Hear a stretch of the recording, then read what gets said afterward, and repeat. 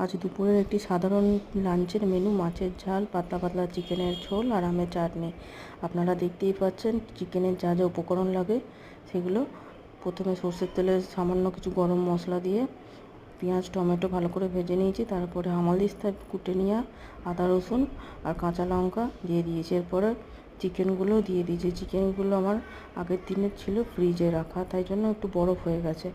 এরপরে আস্তে আস্তে সমস্ত কিছু কষিয়ে নিয়েছে। আর এতে ধনে আর জিরের পরিমাণটা খুব কম দেওয়া আছে, যেহেতু আদা রসুনটা আমার বেশি দেওয়া আছে। গরম জল দিয়ে দিয়েছি।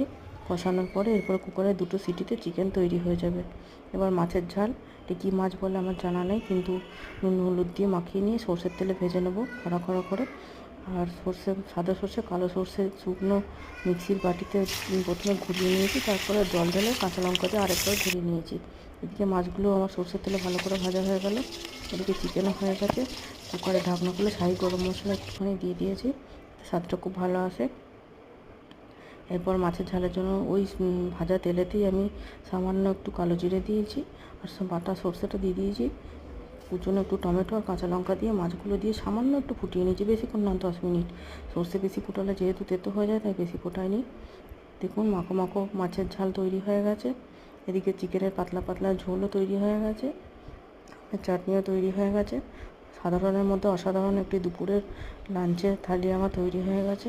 শসা আর লেবু কেটে নিয়েছি, হলো না সুন্দর খাবার।